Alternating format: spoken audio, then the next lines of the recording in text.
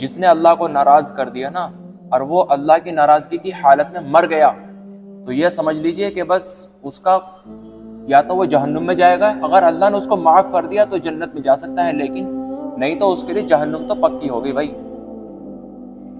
ہم لوگ سوچے یار، کسی آدمی کی 30 سال کی عمر ہو گئی، 40 سال کی عمر ہو گئی، 50 سال کی عمر ہو گئی، تھوڑی دیر کے لیے، تھوڑے دنوں کے لیے، چند دنوں کے لیے اللہ نے اس کو تکلیف دے دی، کوئی بیماری دے دی، کوئی بخار دے دیا، تو اس کا مطلب یہ نہیں ہے کہ ہم سارے احسانات کو اللہ کے بھول جائیں اور ہم اللہ تعالیٰ کی شکایتیں لوگوں سے ہم کرنے لگے۔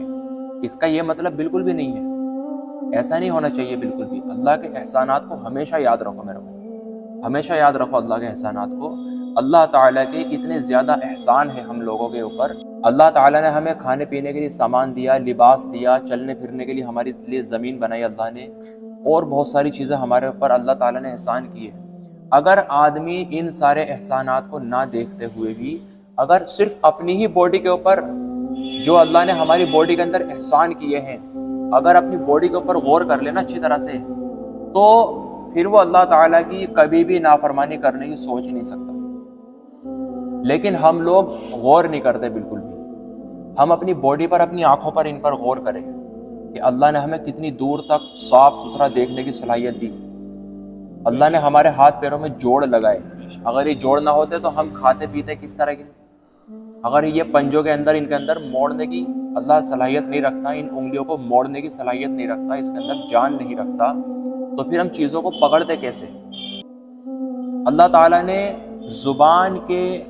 زبان ایک ایسی چیز بنائی ہے، حالانکہ گوشت ہے، یہ بھی گوشت ہے، یہ بھی گوشت ہے، ٹھیک ہے، یہ جو ہماری کھال ہے، جسم ہے، ران ہے، سب گوشت ہے۔ لیکن جب ہم کوئی چیز اپنی زبان پر رکھتے ہیں تو زبان اس کا ذائقہ ہمیں بتاتی ہے فوراً کہ یہ اچھی ہے یا خراب ہے، یا اس کا ذائقہ کیسا ہے، اس میں مرچیں زیادہ ہے یا نمک زیادہ ہے، تو زبان فوراً بتا دیتی ہے۔ اگر ہم وہی چیز اپنی ران پر رکھ دیں یا کسی اور چیز پر ہاتھ پر رکھ دیں تو کچھ بھی پتہ نہیں چلنے گا۔ تو اللہ، اگر بندہ اپنی باڈی کے اندر ہی غور و فکر کرنے لگ جائے تو اللہ تعالیٰ کے اس کو اتنے زیادہ احسان نظر آئیں گے، اتنے زیادہ احسانات نظر آئیں گے کہ وہ یہ سمجھ لیجئے پھر وہ اللہ تعالیٰ کی کبھی شکایت کرنے کی سوچ ہی نہیں سکتا۔ قیامت کے دن تک وہ عبادت کرتا رہے، اس عبادت کو بھی وہ کم سمجھے گا، وہ اس عبادت کو بھی کم سمجھے گا جب اس کو اللہ تعالیٰ کے احسان سمجھ میں آ جائیں گے۔ تو بھائی یہ تو ہماری باڈی کے احسانات ہیں، پھر باہر کی زندگی میں اللہ نے ہمارے اوپر کتنے زیادہ احسان کیے ہیں۔ اللہ پانی کی اگر کمی ہو جاتی ہے تو اللہ تعالیٰ آسمانوں سے بارش کو برساتے ہیں، جب ٹھنڈ زیادہ ہوتی ہے تو اللہ تعالیٰ دھوپ کو نکال کر اپنے بندوں کو سکون دیتا ہے۔ اللہ تعالیٰ گرمیوں میں ٹھنڈی ہوائیں چلا کر اللہ سکون دیتا ہے۔ تو ہم جتنا زیادہ اللہ تعالیٰ کے احسانات کو یاد کریں گے اتنا ہی زیادہ ہمارا فائدہ ہوگا۔